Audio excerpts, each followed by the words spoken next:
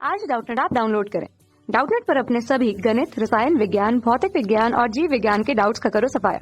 बस प्रश्न की फोटो खींचो, एक ही प्रश्न को क्रॉप करो और तुरंत वीडियो सोल्यूशन पाओ। अभी डाउनलोड करें। हेलो स्टूडेंट्स, क्वेश्चन बोला गया है हमसे, प्रयोगशाला में निर्जल फॉर्मिक अम्ल बनाने अथवा फॉर्मेल्डिहाइड बनाने की विधि का हमें सचित्र वर्णन करना है। हेलो स्टूडेंट्स, क्वेश्चन बोला गया है हमसे कि प्रयोगशाला में निर्जल फॉर्मिक अम्ल अथवा फॉर्मेल्डिहाइड बनाने की जो विधि है उसका हमें सचित्र वर्णन करना है और इसके दो अपचायक जो गुण हैं उनको लिखना है। ठीक है, संबंधित रासायनिक समीकरण भी लिखिए। ठीक है, तो चलिए देखते हैं हम। तो देखो, हमारा फॉर्मिक अम्ल क्या होता है? फॉर्मिक अम्ल होता है हमारा HCOOH, ये हमारा होता है फॉर्मिक अम्ल। ठीक है, अब इसको बनाते कैसे? तो देखो, जब ऑक्जेलिक अम्ल को ग्लिसरॉल के साथ 110 डिग्री पर हम जब गर्म करते हैं तो हमें फॉर्मिक अम्ल प्राप्त होता है। तो एक बार इसकी रिएक्शन देखते हैं। तो देखिए, मैंने आपको बताया था ऑक्जेलिक अम्ल को ग्लिसरॉल के साथ 110 डिग्री पर जब हम गर्म करते हैं तो हमें मिलता है फॉर्मिक अम्ल, यानी कि HCOOH और CO2 जो होती है वो गैस बाहर निकल जाती है। ठीक है, तो ये तो हुआ, मैंने आपको शॉर्ट में बताया। अब मैं आपको ब्रीफली इसकी जो रासायनिक समीकरण है वो बताती हूँ। तो देखो, हमने जैसे कि पहले शॉर्ट में देखा था ग्लिसरॉल की ऑक्जेलिक अम्ल से क्रिया करवाते। तो देखो, हम ब्रीफली देखते हैं जब ग्लिसरॉल की हम ऑक्जेलिक अम्ल के साथ अभिक्रिया करवाते हैं तो देखो यहाँ पे क्या होता है, ये H2O बाहर निकल जाता है। ठीक है, ये हुआ हमारा H2O जो है ये बाहर निकल गया। ठीक है, और जो बचा हुआ है वो ये जो पूरा ऑक्जेलिक अम्ल में से जो ये बचा है ये CH2 के साथ जुड़ जाता है। तो बचा क्या? COOH। ठीक है, तो ये हमारा क्या बना? ये हमारा बना ग्लिसरॉल मोनोऑक्सलेट। ठीक है, तो पहली समीकरण से हमें ये मिला ग्लिसरॉल मोनोऑक्सलेट। ठीक है, अब ये जो ग्लिसरॉल मोनोऑक्सलेट है, जब हम इसको 100 से 110 डिग्री सेल्सियस पर गर्म करते हैं तो हमें मिलेगा ग्लिसरॉल मोनोफॉर्मेट। वो देखते हैं। तो देखो, दूसरी समीकरण में क्या हुआ? पहली समीकरण से जो ग्लिसरॉल मोनोऑक्सलेट बना था, जब उसकी हमने 100 से लेकर 110 डिग्री सेल्सियस पर जब हमने इसको गर्म किया तो हमें यहाँ पर मिलता है ग्लिसरॉल मोनोफॉर्मेट। ठीक है, और जो CO2 यानी कार्बन डाइऑक्साइड जो गैस होती है वो निकल जाती है। अब देखो, अब जो ग्लिसरॉल मोनोफॉर्मेट है, जब हम इसकी रिएक्शन कराएंगे दोबारा H2O के साथ तो हमें मिलेगा ग्लिसरॉल और फॉर्मिक अम्ल। वो देखते हैं।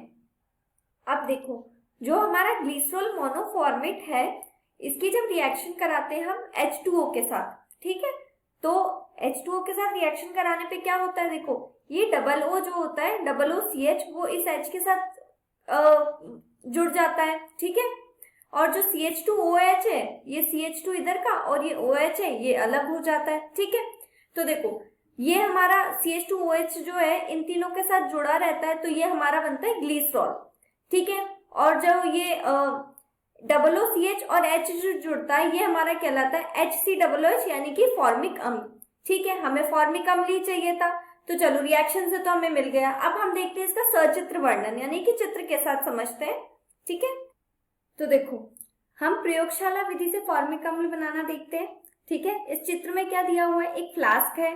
ठीक है, फ्लास्क में ग्लिसरॉल और ऑक्जेलिक अम्ल जो है वो इसका मिक्सचर है। ठीक है, बर्नर है, बर्नर के ऊपर बालू ऊष्मक रखा हुआ है, बालू ऊष्मक के ऊपर जो है ये फ्लास्क चढ़ा हुआ है। फ्लास्क के अंदर ग्लिसरॉल और ऑक्जेलिक अम्ल है। स्टैंड लगा हुआ है, स्टैंड के सहारे ये जो है ये खड़ा हुआ है। ठीक है, अब ये जो यहाँ से क्या होता है, एक थर्मामीटर लगा हुआ है। ठीक है, और यहाँ से क्या होता है, CO2 गैस निकलती है जब ये जब ये अभिक्रिया होती है उस टाइम पे।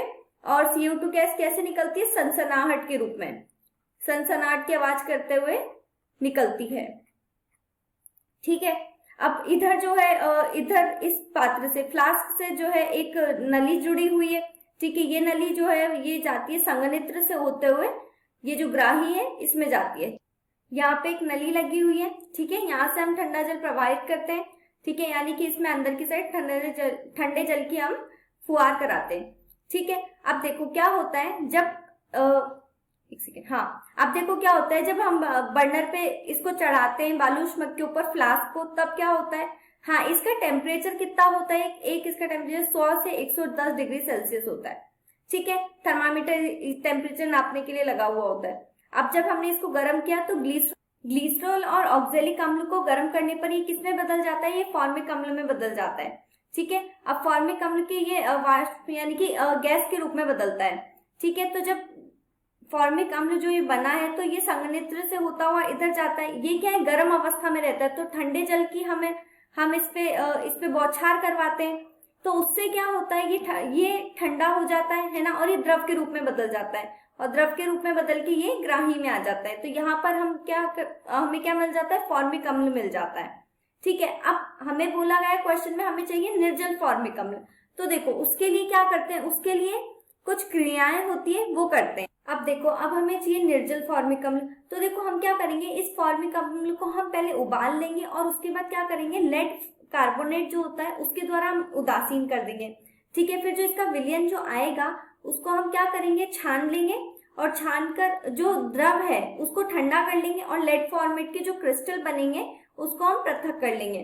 तो देखो इसकी समीकरण क्या है, फॉर्मिक अम्ल जो है इसको जब हमने लेड कार्बोनेट के साथ गर्म किया है ना, लेड कार्बोनेट के आधिक्य में जब हमने इसके साथ गर्म किया तो यहाँ पे हमें क्या मिला, हमें मिला लेड फॉर्मेट।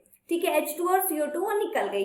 अब जो लेड फॉर्मेट होता है इसको हम दोबारा क्रिया करवाते हैं H2S के साथ, तो हमें मिलता है फॉर्मिक अम्ल जो होता है निर्जल। ठीक है, देखते हैं फिर। अब देखो, जब लेड फॉर्मेट की हमने शुष्क H2S के साथ जब क्रिया करवाई तो हमें मिलेगा यहाँ पे फॉर्मिक अम्ल, ये होगा हमारा निर्जल फॉर्मिक अम्ल। ठीक है, अब और एक और चीज मिलेगी जो होता है हमारा PBS यानी कि ठोस लेड सल्फाइड। अब ये जो ठोस लेड सल्फाइड होता है ये क्या होता है, जो हमारा पात्र या जो ग्राही होती है उसमें क्या होता है, ये तो नीचे जम जाता है ठोस लेड सल्फाइड तो। ठीक है, और जो ऊपर से ये जो द्रव होता है इसको जब हम दूसरे पात्र में निकाल लेते हैं, जब हम ये जो द्रव होता है इसको दूसरे पात्र में निकाल लेते हैं तो ये हमारा निर्जल फॉर्मिक अम्ल होता है।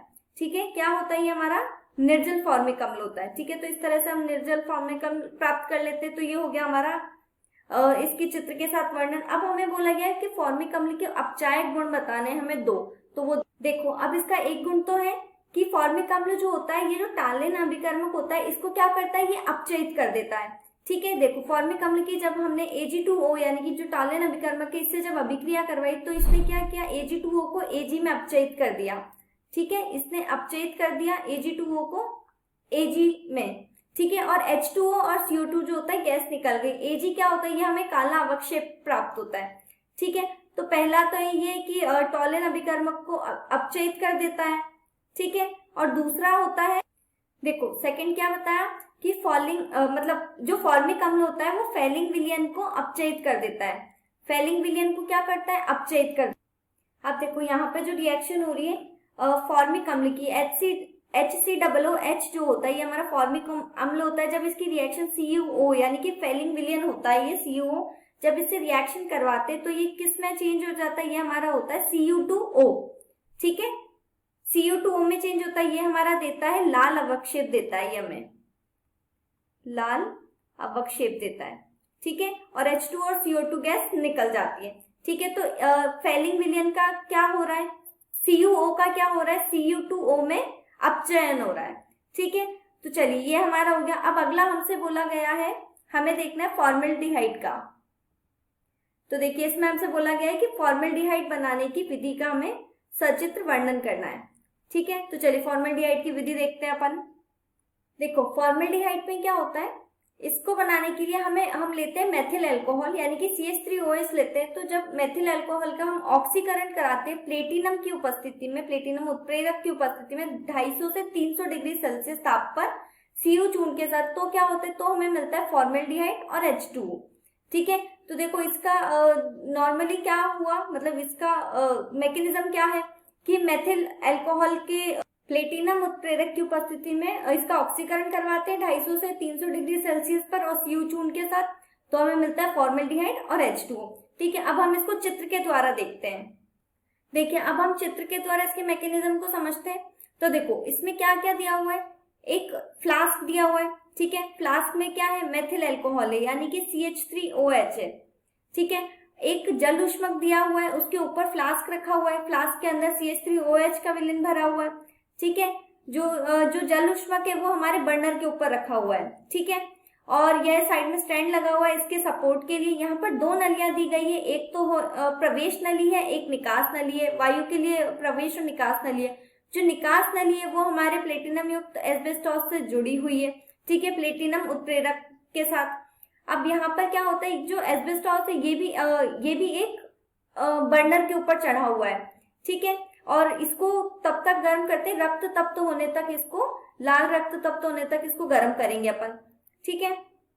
और इधर क्या होता है, प्लेटिनम एस्बेस्टॉस की जो निकास नली है, ये जो निकास नली है वो इधर पात्र के यहाँ पर आ रही है, ठीक है। यहाँ पर हम जो हमें बन के आएगा जो प्रोडक्ट वो हम यहाँ पे प्राप्त कर लेंगे, ठीक है। अब देखो कैसे हो रहा है इसका मैकेनिज्म। देखो इसमें क्या होता है, जो ये बर्नर है उसको जब हम जलाते हैं तो इसके ऊपर जल ऊष्मक रखा होता है, जल ऊष्मक के ऊपर फ्लास्क में मेथिल अल्कोहल रखा हुआ है, ठीक है। अब जब हमने इसको जलाया तो मेथिल अल्कोहल की वाष्प बनेगी, ठीक है, मेथिल अल्कोहल की जो गैस बनेगी तो वो जाती है हमारे निकास नली से प्लेटिनम युक्त एस्बेस्टॉस में। और जब ये भी गर्म हो जाता है, प्लेटिनम जो होता है ये उत्प्रेरक, तब क्या होता है, जब मेथिल अल्कोहल की वाष्प जब इससे होके गुजरती है तो ये बदल जाती है हमारे फॉर्मल्डिहाइड में, ठीक है। अब फॉर्मल्डिहाइड में बदलने के बाद जब ये इधर आती है तो यहाँ पर क्या होता है, ये जल युक्त जो पात्र होता है इसमें आके मिल जाती है, ठीक है। अब जलीय विलयन में जब ये मिल जाती है तो यहाँ पर क्या होता है, एक यहाँ पे चूषण पंप होता है। जब इसको गर्म करते हैं प्लेटिनम एस्बेस्टॉस को तो उसके बाद क्या होता है, जो अतिरिक्त वायु होती है वो चूषण पंप के द्वारा हम बाहर निकाल देते हैं, ठीक है। अब इसमें जो हमें मिलता है वो हमें मिलता है फॉर्मल्डिहाइड तो होता ही है, और उसके साथ ये अकेला फॉर्मल्डिहाइड नहीं होता, इसमें क्या होता है, इसका जल भी युक्त होता है, ठीक है। तो इन दोनों को जो मिला के जो ये बनता है ये हमारा कहलाता है फॉर्मेलिन। और फॉर्मल्डिहाइड कितना होता है, इसमें सिर्फ 40% ही फॉर्मल्डिहाइड हमें मिलता है, बाकी जो बचा हुआ रहता है वो जल रहता है। तो आई होप आपको समझ आया होगा। Thank you. कक्षा 6 से 12वीं से लेकर नीट, IIT, JEE वो एडवांस के लेवल तक 1 करोड़ से ज्यादा छात्रों का भरोसा। आज ही डाउनलोड करें डाउटनेट ऐप या व्हाट्सएप करें अपने सारे डाउट्स 8400 400 400 पर।